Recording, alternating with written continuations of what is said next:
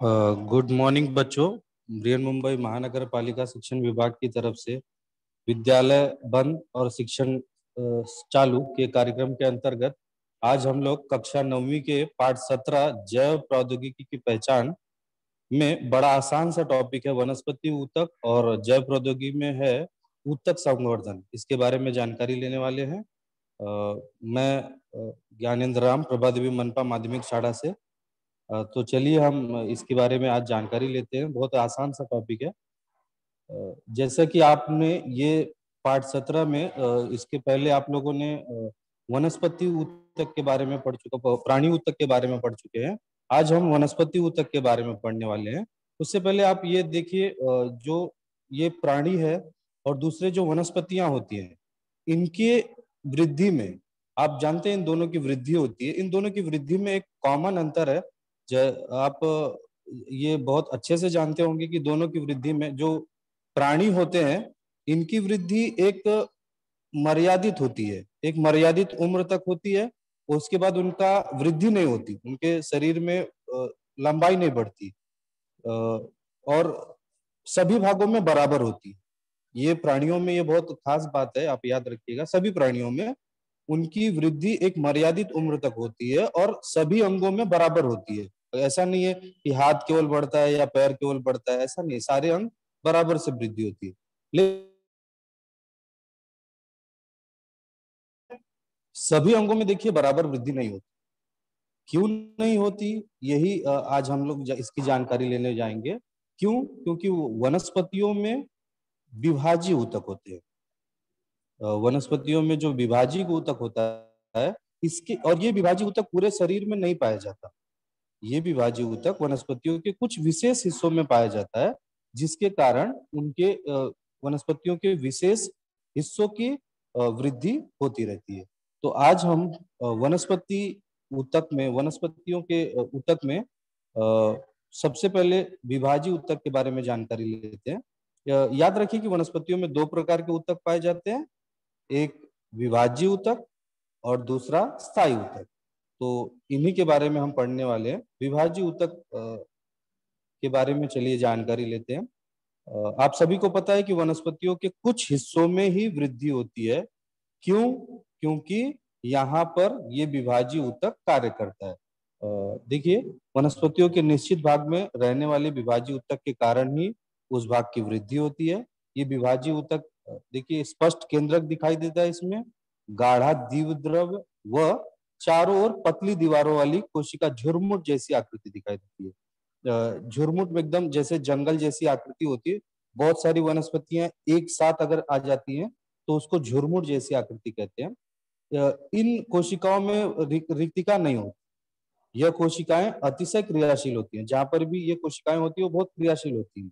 और वनस्पतियों में वृद्धि करना विभाज्य ऊतक का महत्वपूर्ण कार्य है। एग्जाम में आप लिख सकते हैं विभाज्य ऊतक का महत्वपूर्ण कार्य क्या है? वृद्धि करना। याद रखिएगा, वनस्पतियों में वृद्धि करना विभाज्य ऊतक का कार्य है। अब विभाज्य ऊतक में याद रखिए, विभाज्य ऊतक के कितने प्रकार होते हैं उसके बारे में हम लोग जानकारी लेते हैं। तो विभाज्य ऊतक के कुल 3 प्रकार हैं। सबसे पहला ये देखिए, विभाज्य ऊतक का जो पहला प्रकार है वो प्रवोह विभाज्य ऊतक है। प्रवोह विभाज्य ऊतक। और ये होता कहाँ पर है? जड़ व तनों की शिराओं में होता है। एकदम जहां पर वृद्धि होती है ना, वहां पर होता है। और इसका कार्य देखिए आपकी किताब में ऐसा लिखा हुआ है, जड़ व तनों के घेरे और मोटाई बढ़ाना। ये आपकी किताब में लिखा है। दूसरे प्रकार का विभाज्य ऊतक का नाम है आंतरिक विभाज्य ऊतक। ये कहाँ पर होता है बच्चों? पत्तियों के डंठल व टहनियों के तलहट में, नीचे की तरफ। और इसका कार्य क्या दिया हुआ है? पत्तियों व फूलों की निर्मिति करना और टहनियों की वृद्धि करना। इस ऊतक के कारण ही वनस्पतियों में फूल आते हैं और उनकी टहनियां बड़ी होती है। और तीसरे प्रकार का आपका विभाज्य ऊतक का प्रकार है पार्श्व विभाज्य ऊतक। तो पार्श्व विभाज्य ऊतक कहाँ पर होता है? जड़ों व तनों के पार्श्व भाग में। और देखिए आपकी किताब में लिखा हुआ है इसका कार्य, आंतरिक विभाज्य ऊतक पत्तियों के डंठल व टहनियों के तलहट। ये देखिए कुछ समझ में नहीं आ रहा है, ये क्या लिखा हुआ है। ये बाकी दोनों के तो कार्य कुछ न कुछ समझ में आ रहे हैं, लेकिन तीसरा जो पार्श्व विभाजी ऊतक है, जैसे पूर्व विभाजी ऊतक, इसमें लिखा हुआ है घेरे और मोटाई बढ़ाना। आंतरिक विभाजी ऊतक, इसका लिखा हुआ है फूलों की और टहनियों की वृद्धि लिखना। और लेकिन पार्श्व विभाजी ऊतक का जो कार्य आपकी किताब में दिया हुआ है, ये देखिए, आंतरिक विभाजी ऊतक पत्तियों के डंठल व टहनियों की तलहट, कुछ क्लियर नहीं हो रहा है। तो ये जरा सी मिस प्रिंटिंग है, आप अपने किताब में इसको सही कर लेंगे जब भी आप पढ़ेंगे इस टॉपिक को। तो ये पूर्व विभाजी ऊतक का जो कार्य है, ये भी मिस प्रिंटिंग दी हुई है। ये देखिए, उसका कार्य है जड़ व तनों की लंबाई बढ़ाना। याद रखिए, ये कहाँ पर है? जड़ व तनों की सिराओं में होता है, एकदम जहां पर जड़े और ऊपर की तरफ शिरा और नीचे की तरफ जड़ होती है, तो दोनों की वृद्धि करने का कार्य ये करता है। जबकि इसमें लिखा हुआ है जड़ व तनों के घेरों की मोटाई बढ़ाना, ये गलत लिखा हुआ है, उसमें मिस प्रिंटिंग है। उसको आप सभी बना लेंगे किताब में। आपके किताब के पेज नंबर 200 पे ये दी हुई है, तो उसको जब भी आप पढ़ेंगे तो उसको बना लेंगे। दूसरा जो आंतरिक विभाजीय ऊतक है, इसका बराबर दिया हुआ है पत्तियों व फूलों की निर्मिति करना, टहनियों की वृद्धि। और जो तीसरा है पार्श्व विभाजीय ऊतक है, इसका कार्य है जड़ों व तनों के घेरा। वो जो देखते हैं कोई पेड़ की बहुत मोटा होता है, उसका घेरा जो होता है बहुत मोटा होता है, कुछ पेड़ के घेरे बहुत पतले होते हैं, उनकी चौड़ाई बहुत मोटी और पतली। ये कार्य पार्श्व विभाजीय ऊतक का है। तो आप सभी बच्चे इसका स्क्रीनशॉट ले लीजिए, या फिर अगर आपके पास किताब है तो किताब में करेक्शन कर लीजिएगा। ये उसके कार्य के बारे में थोड़ी सी गलत जानकारी दी हुई है, मिस प्रिंटिंग छपी हुई है, तो उसको आप करेक्ट कर लीजिएगा। तो इस प्रकार से हमने विभाजीय ऊतक के 3 प्रकार पढ़े: पूर्व विभाजीय ऊतक, आंतरिक विभाजीय ऊतक और पार्श्व विभाजीय ऊतक, उसके कार्य भी पढ़े। अब वनस्पतियों में जो दूसरे प्रकार का ऊतक पाया जाता है, उसको स्थायी ऊतक कहते हैं। क्या होता है कि जब विभाजीय ऊतक नई कोशिकाओं को तैयार करने के बाद जब उसकी वृद्धि पूरी हो जाती है, आपको पता है कि विभाजीय ऊतक वृद्धि करता है, लेकिन जब उस पर्टिकुलर जगह पर वृद्धि का कार्य पूरा हो जाता है, तो उस समय उसकी क्षमता जो होती है, विभाजन की क्षमता, रुक जाती है। देखिए, विभाजीय ऊतक की कोशिकाएं विभाजन से तैयार हुई नई कोशिका पूर्ण वृद्धि के बाद निश्चित स्थान पर विशिष्ट कार्य करने लगती है। जब वो पूरी वृद्धि हो जाती है, पूरी पूरी तरह से विकसित हो जाती हैं, तो वो एक निश्चित कार्य करने लगती है और उनके विभाजन की क्षमता समाप्त हो जाती है। इसी प्रकार स्थायी आकार, इस प्रकार उसका एक स्थायी आकार हो जाता है, पत्तियों का, फूल का एक स्थायी आकार हो जाता है, टहनियों का। आकृति व कार्य निर्धारित करने की प्रक्रिया को विभेदन कहते हैं। इसी विभेदित कोशिकाओं द्वारा ही स्थायी ऊतक बनता है। तो ध्यान रखिए बच्चों, हम वनस्पति ऊतक के दूसरे प्रकार के बारे में, दूसरा प्रकार जो है स्थायी ऊतक, उसके बारे में पढ़ रहे हैं। तो स्थायी ऊतक कब बनता है? विभेदिक कोशिकाओं द्वारा स्थायी ऊतक बनता है। ये विभेदिक कोशिकाएं किसे कहते हैं? जब ये विभाजीय ऊतक तैयार करने के बाद उनका स्थायी आकार, आकृति व कार्य निर्धारित करने की प्रक्रिया को ही विभेदन कहते हैं, और ये विभेदित कोशिकाओं द्वारा ही स्थायी ऊतक बनता है। तो ध्यान रखिएगा, विभाजीय ऊतक का हमने 3 प्रकार जो पढ़ लिया, उसके बाद अब हम स्थायी ऊतक के बारे में जानकारी ले रहे हैं। अब स्थायी ऊतक के 2 प्रकार हैं, तो चलिए स्थायी ऊतक के दोनों प्रकार के बारे में जानते हैं। स्थायी ऊतक के प्रकार है, पहला प्रकार है सरल स्थायी ऊतक और दूसरा है जटिल स्थायी ऊतक। तो अब हम इन दोनों प्रकार के जो ऊतक है, इनके बारे में ही जानकारी लेते हैं। तो सबसे पहला जो सरल स्थायी ऊतक होता है, ये क्या होता है? जब एक ही प्रकार की कोशिकाओं से बनते हैं, ये सब जो होते हैं एक ही प्रकार की कोशिकाओं से सरल स्थायी ऊतक बनते हैं। एक ही प्रकार की, इसमें अलग अलग तरह प्रकार की कोशिकाएं नहीं आती हैं। अब इसके जो सरल स्थायी ऊतक है, इसके 3 अलग अलग प्रकार हैं। जो सरल स्थायी ऊतक के तीनों अलग अलग प्रकार के बारे में जानकारी, पहला प्रकार है मूल ऊतक, दूसरा स्थूल ऊतक और तीसरा है दृढ़ ऊतक। तो इन तीनों के बारे में हम विस्तार में आगे जानकारी लेंगे। याद रखिएगा, हम ये कौन सा पढ़ रहे हैं? स्थायी ऊतक के बारे में पढ़ रहे हैं। स्थायी ऊतक के कितने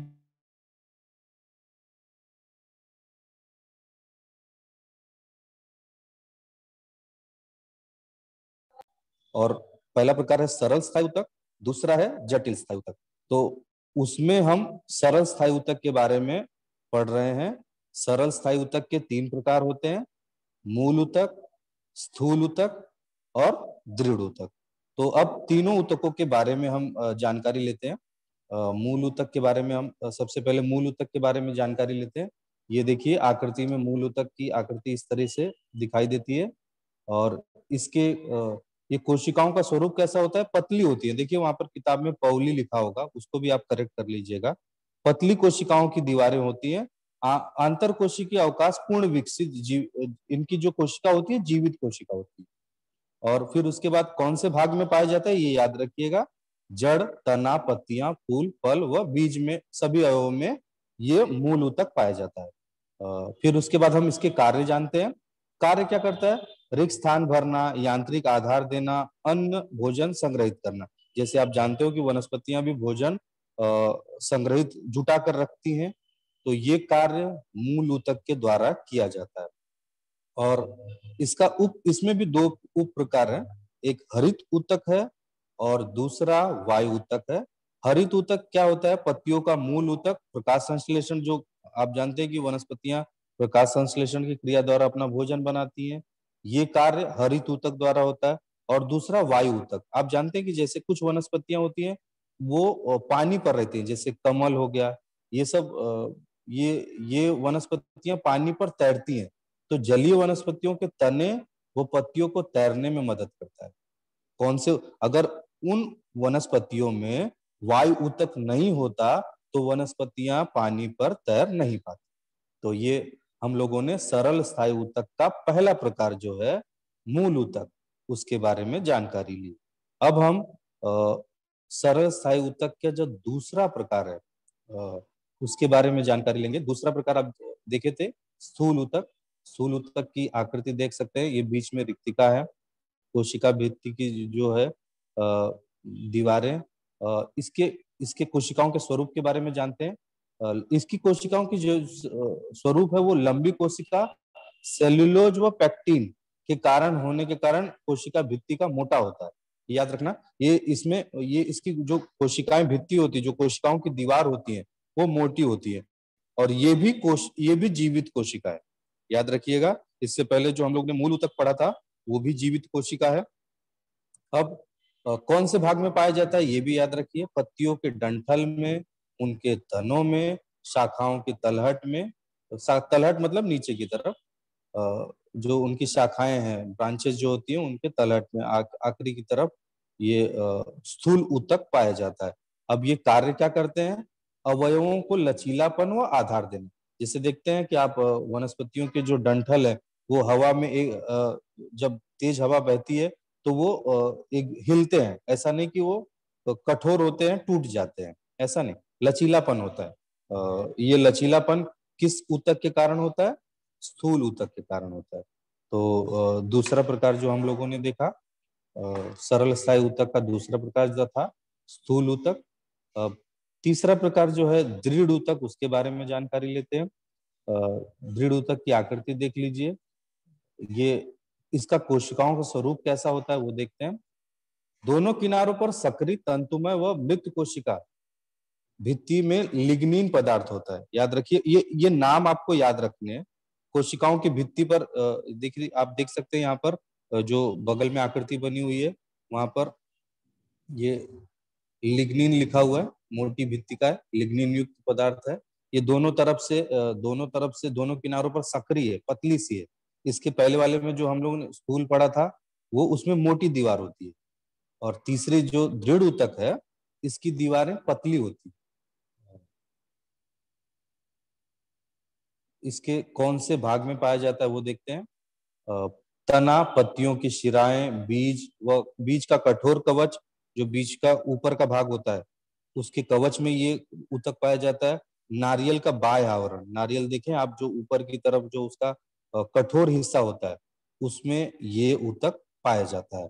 अब इसके कार्य के बारे में हम जानते हैं। इसका कार्य है शक्ति और मजबूती देना अवयवों को। इनके जो अवयव मतलब इनके जो अंग है उनको एक तो शक्ति देता है, शक्ति मतलब उसमें जड़ता लाता है, और मजबूती से उनको बांधे रखता है। तो ये दृढ़ ऊतक के जो कार्य हैं हमने देखा।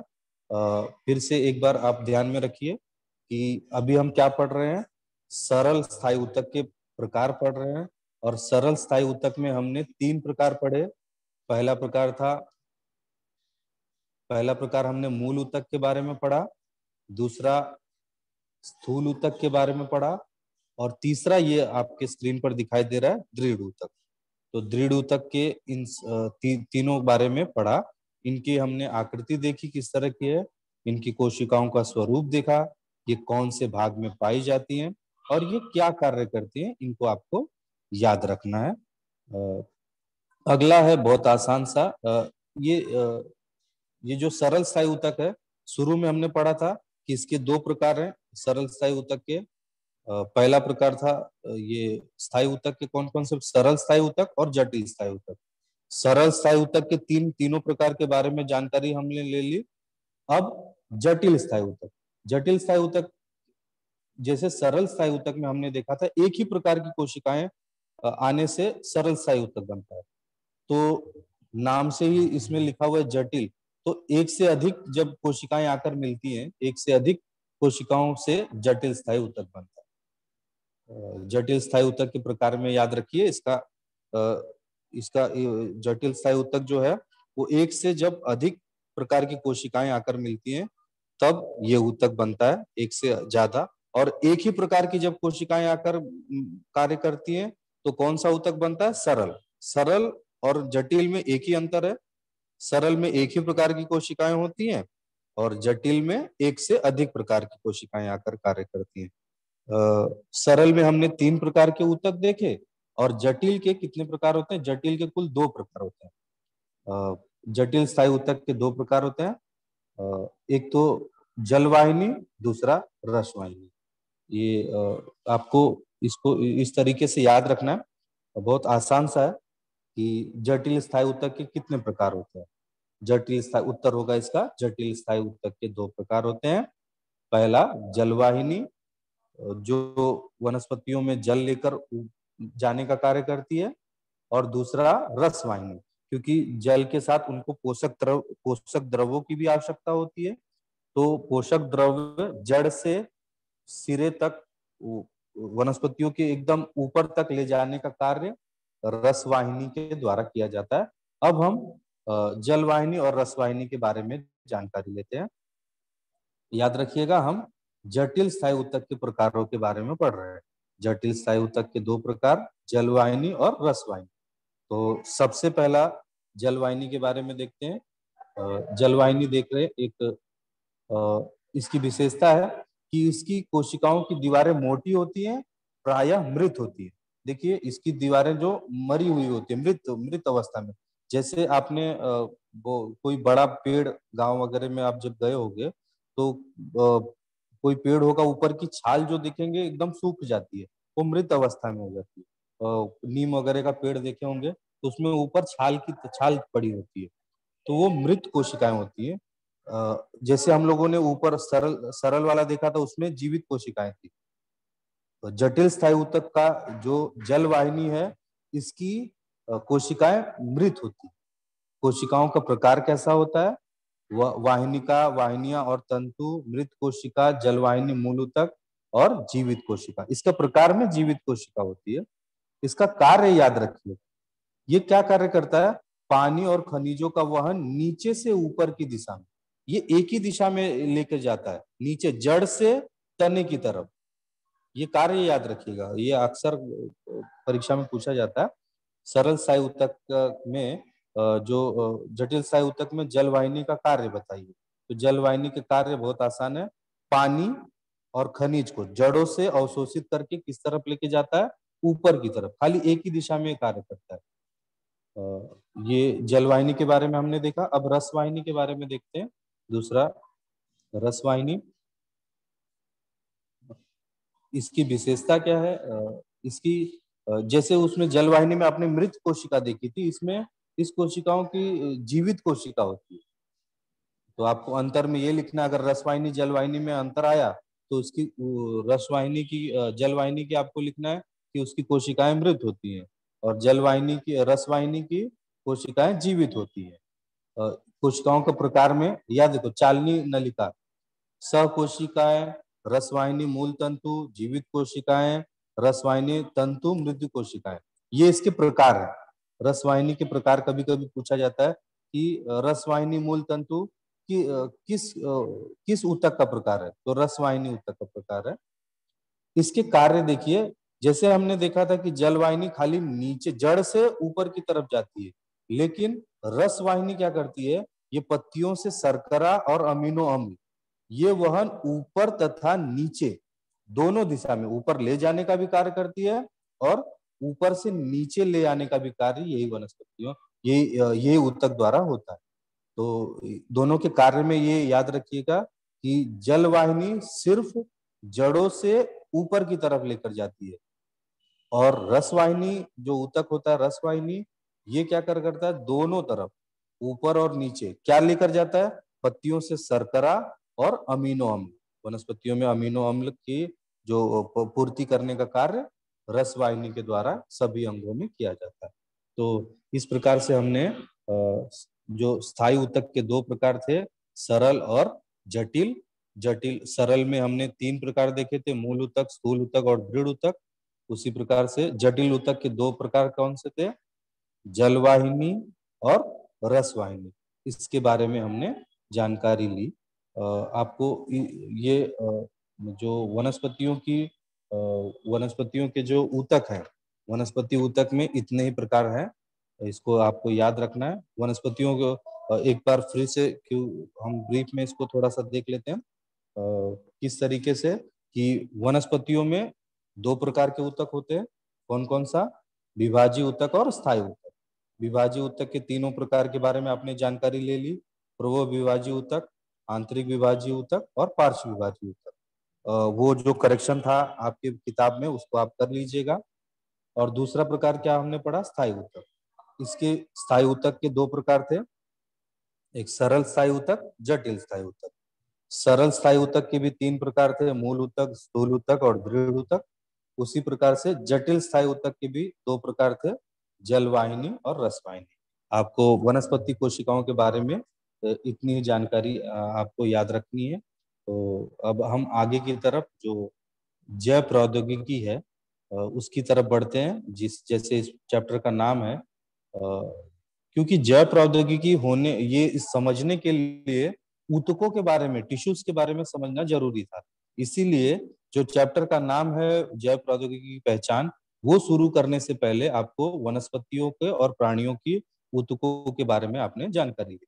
अब हम जैव प्रौद्योगिकी ऊतक के बारे में जानकारी लेते हैं। जैसे ये क्या होता है, जो जैव प्रौद्योगिकी जो होता है, नैसर्गिक गुणधर्म के अतिरिक्त जो नेचुरल गुणधर्म है प्राणियों के और वनस्पतियों के, उसके अतिरिक्त उनमें कुछ उनके जीन्स में, डीएनए में बदलाव करके जो कार्य किया जाता है, ये जैव प्रौद्योगिकी का होता है, बायोटेक्नोलॉजी का काम किया जाता है। तो नैसर्गिक गुणधर्म के अतिरिक्त नए गुणधर्म धारण कर नए गुणधर्म धारण करने वाली वनस्पतियों व प्राणियों की उत्पत्ति, ये जैव प्रौद्योगिकी का मुख्य कार्य है। दूसरा हम देखते हैं कि इसकी परिभाषा आपको लिखनी है, बहुत आसान है। मनुष्य के लाभ, पहला वर्ड देखिएगा इसमें, मनुष्य के लाभ के उद्देश्य। आप देखते हैं कि पहले जो कुछ दो देसी गायें थी, वो दिन में 1 या 2 लीटर दूध देती थी। लेकिन जब अब ये जो जैव प्रौद्योगिकी का उपयोग करके जो उसमें नई वैरायटी की गायें लाई गई, वो 30 से 15 से 20-25 लीटर दूध देने लगी है। तो ये बायोटेक्नोलॉजी का उपयोग करके ये कार्य किए गए। देखिए पहले जो खेत थे उसमें बहुत, तो अगर किसी के पास 1 एकड़ खेती है, उसमें अगर मान लीजिए 1 या 2 कुंटल गेहूं निकलता था। लेकिन अब जैव प्रौद्योगिकी की मदद से जो नए प्रकार के बीज लाए गए, उसमें अब उसकी डबल ट्रिपल पैदावार कर दी गई।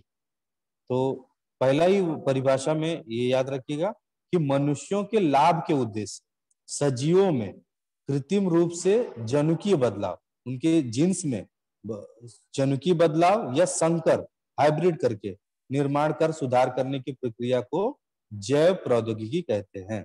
मनुष्यों के लाभ के लिए याद रखिए, ये पहला वर्ड है इसमें, ये मनुष्यों के लाभ के लिए। तो अब हम जैव जैव प्रौद्योगिकी जो है, बायोटेक्नोलॉजी है, इसके बारे में आगे हम और जानकारी लेते हैं। ये ये जैव प्रौद्योगिकी जो है, ये तंत्र दो तंत्रों के द्वारा कार्य करता है। एक जनुकीय अभियांत्रिक तंत्र, जिसको जेनेटिक इंजीनियरिंग भी बोलते हैं। ये लैब में उनके जिन्सों को ही बदल दिया जाता है। जो नेचुरल जो वनस्पतियां हैं, जो सजीव हैं, उनके जीन्स में ही बदलाव करके। अब देखिए कि आप देखे होंगे कि कुछ कुत्ते आप देखे होंगे कि बहुत घोड़े के साइज के होते हैं, और कुछ देखेंगे तो बिल्ली के साइज के हो गए हैं। तो ये सब जैव प्रौद्योगिकी की मदद से ही कार्य हुआ है। और दूसरा है ऊतक संवर्धन। इसमें जो ऊतक संवर्धन के बारे में ही हम इस आगे के पूरे चैप्टर में हम विस्तार में जानकारी लेंगे। ऊतक संवर्धन, याद रखिएगा, जैव प्रौद्योगिकी तंत्र के दो दो तंत्र कौन से हैं? जनुकीय अभियांत्रिक तंत्र, जिसे हम जेनेटिक इंजीनियरिंग भी कहते हैं, और दूसरा है ऊतक संवर्धन। और हम आज अगले कुछ समय में ऊतक संवर्धन के बारे में जानकारी लेंगे। तो ऊतक संवर्धन क्या होता है? जैसे आपने इसका पहले उपयोग देख लेते हैं हम। ऊतक संवर्धन से जानकारी से पहले उसके उपयोग के बारे में देख लेते हैं कि क्यों ये जैव प्रौद्योगिकी इंपॉर्टेंट है, इसका क्या उपयोग हुआ है। आपने देखा होगा कि नकदी फसलों का उत्पादन, जैसे गन्ने वगैरह हैं, ये सब नकली फसलें हैं, इसके उत्पादन में वृद्धि आ गई है। जिसके जिसके थ्रू थ्रू हम किसान बहुत ज्यादा लाभ कमा सकते हैं, इनको उनका पैदावार बढ़ा के इनके और उसका उपयोग क्या है? नकदी फसलों की प्रजाति में सुधार। जो अब देखिए कि गन्ना जो था, अब देखेंगे पहले हरा कलर का या वो जो पीला कलर का आता था, अब उसमें वो गन्ने की फैक्ट्री में जाके जितना रस बनता, जितना शक्कर की फैक्ट्री में, उसकी जगह काला वाला जो गन्ना आया, उसकी प्रजाति सुधार करके उसमें बहुत सारे रस निकलने लगे, ज्यादा रस निकलने लगा, और उसको कम पानी वगैरह की कम जरूरत होने लगी। और भी इसके कुछ उपयोग के बारे में हम देखते हैं। पर्यावरणीय प्रतान सहन करने की क्षमता, मतलब अब आप देख रहे हैं कि कभी अचानक से बहुत धूप होने लग रहा है, अचानक से बहुत तेज बारिश होने लग रही है, अचानक से मौसम बदल जा रहा है, पानी। तो ये सब खेत पे, क्योंकि हम तो एक बार बच सकते हैं, अच्छा वो बहुत तेज धूप हो रही है, बहुत तेज धूप होने लगी, तो उससे हम तो बच सकते हैं, कहीं छुप सकते हैं। लेकिन जो खेत में हमारी वनस्पतियां लगाई हुई हैं, वो वो उसको नहीं, उनके पास कोई पर्याय नहीं है। अब उतना शेल्टर लाके नहीं दे सकते कि पूरे खेत में हम कुछ ऊपर लगा दे। तो ऐसा किया गया है कि उनके जीन्स में ही ऐसा बदलाव कर दिया गया है कि वो वनस्पतियां बहुत हद तक उसको, जो परिणाम पर्यावरण में जो चेंजेस आ रहे हैं, उनको सहने लगी है। और इसका उपयोग टीका निर्मित, जैसे आप पोलियो का टीका और रोवेल गुवेरा का टीका, ये सब टीका देखते हैं, ये सब की निर्मित भी जैव प्रौद्योगिकी उपयोग के कारण होती है। कुछ जन्म से ही, जैसे हमने पिछले लेक्चर में पढ़ा था कि जन्मजात रोग जो है, उनके उनमें भी बदलाव लाने के लिए, उनमें भी उनका भी उपयोग उनका निदान करने के लिए जैव प्रौद्योगिकी या बायोटेक्नोलॉजी का उपयोग लिया जा रहा है। इंद्रियों का प्रत्यारोपण, जैसे इंद्रियां हमारी 5 ज्ञानेंद्रियां, हाथ, आंख, कान, नाक, जीभ और त्वचा, तो इनका अगर ये सब खराब हो गए, तो इनको बदली करने का भी कार्य जैव प्रौद्योगिकी के द्वारा किया जा रहा है। वही उसी प्रकार से कर्क रोग, कैंसर के संशोधन के लिए, आप जानते हैं कि कैंसर एक जानलेवा बीमारी है, इसमें भी इसका पूर्ण रूप से इलाज अब आ चुका है, लेकिन हर अलग अलग स्टेज में अलग अलग तरीके से। तो इसके में भी संशोधन का कार्य हमेशा अलग अलग तरीकों से, खोज का कार्य जैव प्रौद्योगिकी के द्वारा किया जा रहा है। और उसी प्रकार से प्रयोगशाला में कृत्रिम त्वचा, जो त्वचा है, वो भी हमारी जो स्किन है, इसका भी कृत्रिम त्वचा भी बनाने का कार्य जैव प्रौद्योगिकी के द्वारा किया जा रहा है। अब हम ऊतक संवर्धन के बारे में जानकारी लेते हैं। ऊतक संवर्धन क्या होता है कि जैसे आपको पता है कि बीज है, बीज लगा दिए जमीन में, और फिर वहां से पौधा निकलेगा, और फिर वो बड़ा होगा, और फिर उसमें फल फूल आएंगे। तो आपको पता है कि जीवन जो है पूरे वृद्धि का, अगर कोई वनस्पति की पूर्ण वृद्धि करनी है तो बीज से होगा। लेकिन ऊतक संवर्धन में क्या होता है कि जो ये इसमें क्या कि किसी भी शरीर का किसी भी भाग को, वनस्पतियों के किसी भी भाग को निकाल कर उनमें थोड़ा बहुत जो ये बायोटेक्नोलॉजी का उपयोग करके, जैव प्रौद्योगिकी का उपयोग करके, इनमें क्रिया करके, प्राथमिक संस्कार, द्वितीय संस्कार ऐसे करके उनके द्वारा ही पूरी वनस्पति बनाई जा सकती है। जैसे आगे हम उसके बारे में जानकारी लेते हैं। इस तंत्र द्वारा क्या किया जाता है, एक कोशिका या ऊतक से संपूर्ण सजीव को विकसित किया जाता है। जैसे ये अभी तक खाली वनस्पतियों में कार्य किया गया है। प्राणियों में मतलब कैसा कि जैसे हमारा हाथ है, हमारे हाथ से किसी एक सजीव का निर्माण करना, ऐसा मनुष्यों में नहीं हो सकता, पॉसिबल नहीं है अभी तक। लेकिन प्राणियों में ऐसा है, प्राणियों का कोई भी एक अंग लेकर आते हैं और उस अंग के द्वारा पूरा शरीर उनका विकसित हो जाता है, पूरा शरीर। लेकिन ये अभी तक प्राणियों में संभव नहीं हो पाया है। ये देखिए, आपने इस तरीके से खेती, जब कभी गांव वगैरह जाते होंगे तो केले का खेती जो होता है, आपने देखा होगा एक ही साइज के होंगे सब, और इसी का बायोटेक्नोलॉजी का उपयोग करके एक से अधिक, एक ही पेड़ पे एक से अधिक कलर के फूल, इसका भी अगर आप देखोगे तो फूलों का भी कितना ज्यादा व्यापार हो गया है, और इसके द्वारा भी अच्छी खासी आमदनी और अच्छे पैसे कमाए जा सकते हैं। तो इसका भी खेती लोग करने लगे हैं। पहले जो हमारी उपयोग की वस्तुएं हैं, मनुष्य के उपयोग के लिए खाली उन्हीं की खेती की जा सकती थी। लेकिन बायोटेक्नोलॉजी की मदद से, ऊतक संवर्धन और जैव प्रौद्योगिकी की मदद से अब हम नकदी फसलों का, ये सब नकदी फसलें, ये सब के द्वारा हमको पैसे मिलते हैं, इसका उपयोग किया जाने लगा है। अब चलिए वैज्ञानिक का परिचय। ये जो ऊतक संवर्धन जिन वैज्ञानिक ने किया था उनके बारे में हम जानकारी लेते हैं। ये देखिए, वैज्ञानिक का नाम है Frederick Campion Stuart. Frederick Campion Stuart है। इनका जन्म 1904 और इनकी मृत्यु 1993 में हुई थी। ये एक ब्रिटिश वैज्ञानिक है। इन्होंने ही सबसे पहले क्या किया था कि कोशिकाएं जो है शरीर के बाहर भी वृद्धि हो सकती है, मतलब अंदर ही नहीं, शरीर के बाहर भी उनको निकालकर उनकी वृद्धि की जा सकती है। और ऐसा उन्होंने प्रयोगशाला में इन्होंने सबसे पहले किया था। और इन्होंने क्या किया था, एक गाजर के ऊपर ये प्रयोग किया था। एक गाजर का एक भाग लेकर आया, आप देख सकते हो यहाँ पर। ये गाजर का एक भाग लेकर उसको उसको वापस उसको रखा गया, उस पे प्राथमिक संस्कार किए गए, उनको जैव वैज्ञानिक, जैव प्रौद्योगिकी जो है उसमें उसके द्वारा फिर उसको देख सकते हैं, उसका दूसरा हिस्सा वो आया। फिर उसमें जो प्रारंभिक काटीकरण किया था, उसके बाद उसके द्वारा पूरा गाजर बन गया। तो इससे ये साबित हुआ कि ये जो है कोशिकाओं की वृद्धि जो है वो शरीर के अंदर जरूरी नहीं, इसको हम लैब में भी कर सकते हैं। तो उन्होंने ये लैब में इसकी पूरी प्रक्रिया की थी। ये वैज्ञानिक के बारे में आप याद रखिएगा, फ्रेडरिक कैंपियन स्टुअर्ट, ये ब्रिटिश वैज्ञानिक थे। अब ये जैव प्रौद्योगिकी का जो ये जैव प्रौद्योगिकी के द्वारा जो कृषि कार्य में इसका जो बहुत सारा उपयोग हुआ है, जो इसका कृषि में जो आप देखेंगे, हम इसके उपयोग के बारे में खाली इस समय कृषि के बारे में जानकारी लेते हैं। तो पहला है फसलों के डीएनए में बदलाव करके, उनके जो फसलें थी, जो बीज थे, उनके डीएनए में ही बदलाव करके उनकी नए प्रकार के बीज बनाना, और जो नई प्रजाति है, नए निराले उपयुक्त गुणधर्म संकरित करना। मतलब ये जो जनुकीय सुधारित प्रजाति है, उनको जेनेटिकली मॉडिफाइड क्रॉप्स कहा जाता है।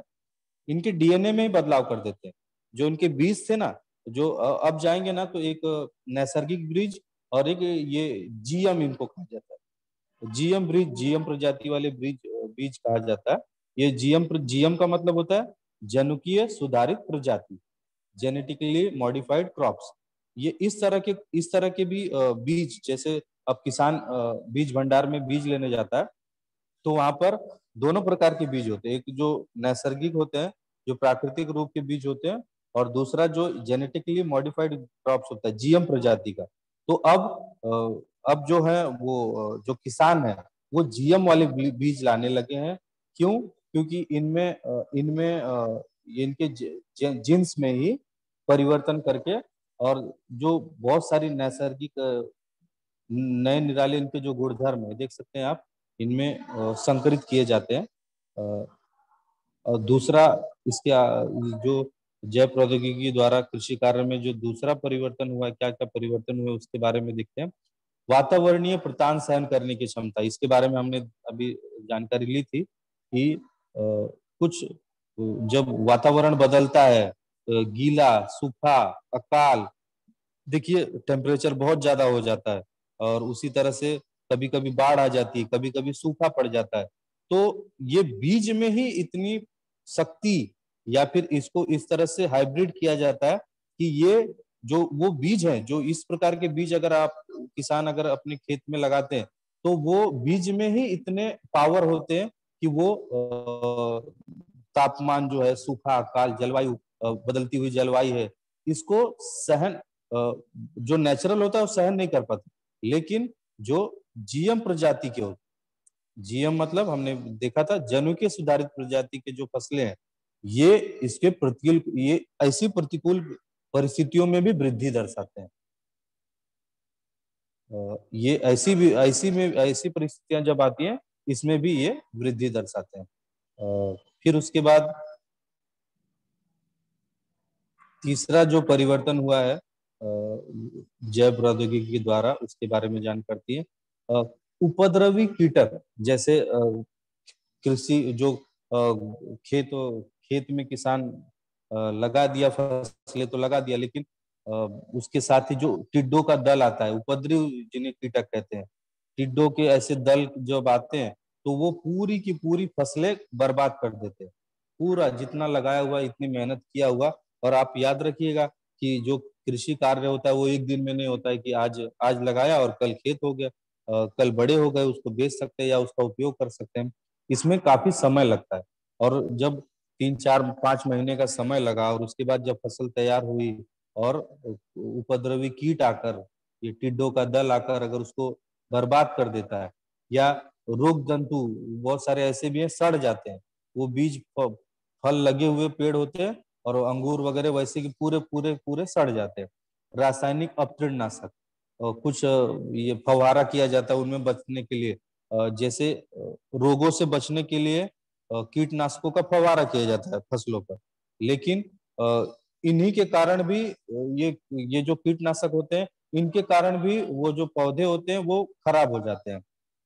तो जो जीएम प्रजाति के बीज आए हैं ना, इनमें इनके इनका उपयोग करने से इनके अपतृणनाशक उनका उपयोग टाला जा सकता है, ये सब की उपयोग की जरूरत ही नहीं होगी, और ये जो उपद्रवी कीट है या रोग जंतु है इसका नुकसान नहीं पहुंचा पाते। तो याद रखिएगा तीसरा जो परिवर्तन है, जो कृषि कार्य में जैव प्रौद्योगिकी के कृषि कार्य द्वारा जो परिवर्तन है, उसमें उपद्रवी कीटक और रोग तंतु रासायनिक अपतृणनाशक का प्रतिरोध करने की क्षमता इस प्रजाति में होने के कारण, इसमें ये प्रजाति में ये क्षमता होती है, तो इनका उपयोग भी टाला जा सकता है।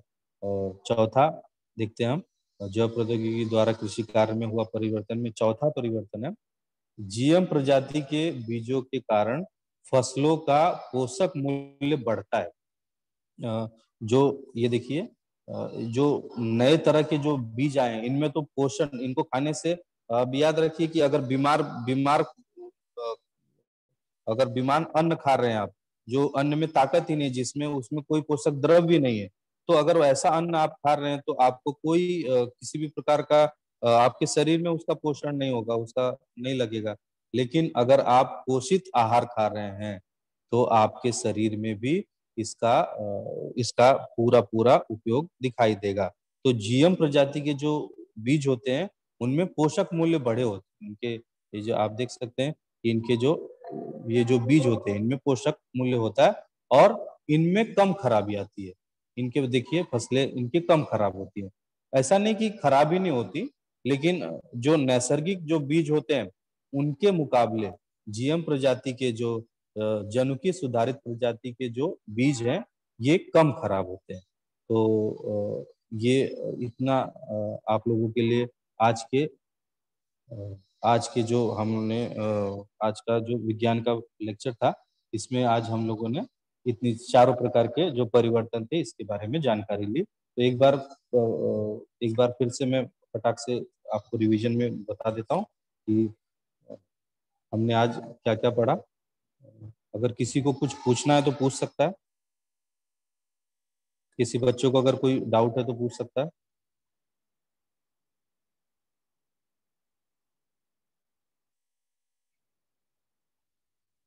जैव प्रौद्योगिकी के उपयोग बताओ। जैव प्रौद्योगिकी के उपयोग बताओ सर, हाँ स्क्रीन बेटा, के जैव माध्यम प्रौद्योगिकी, से बताओ। हाँ हाँ, ये अभी चारों उपयोग हमने पढ़ा था। पहला है, फिर से देख लेते हैं। देखिए,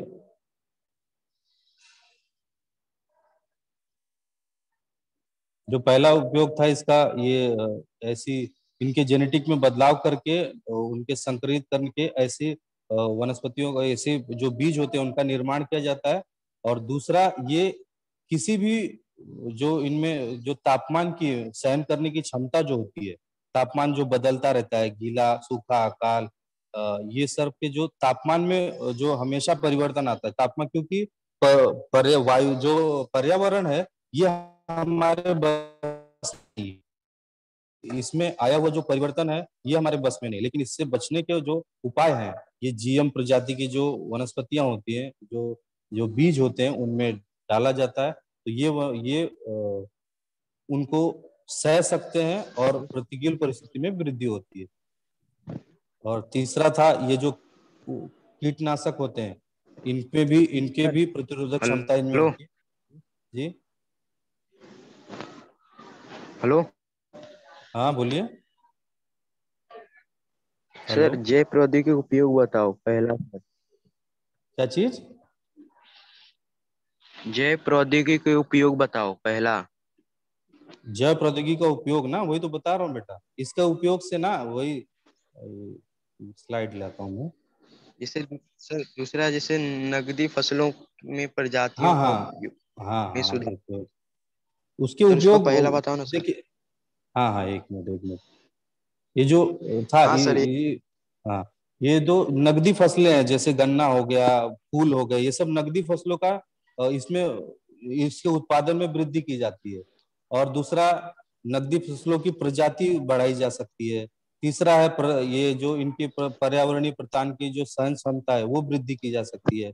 उसके अलावा टीका निर्मित है, जन्मजात रोगों का निदान है, इंद्रियों को जो इंद्रियां खराब हुई हैं उनका प्रत्यारोपण है, कर्क रोग, कैंसर जिसका होता है उसके संशोधन, और प्रयोगशाला में कृत्रिम त्वचा इसको बनाने के इसके उपयोग है। और किसी बच्चे को?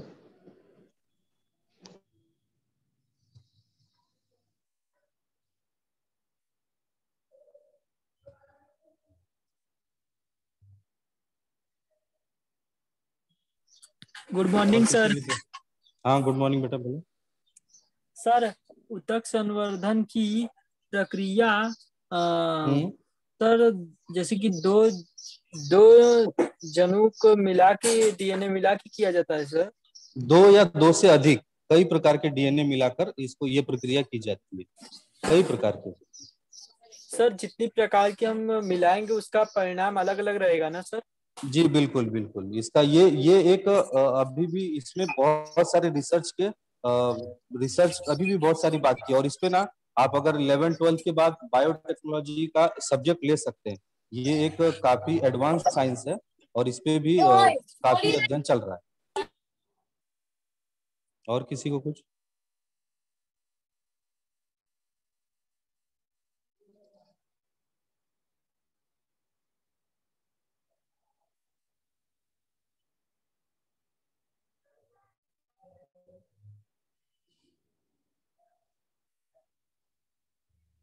और किसी विद्यार्थी को कुछ?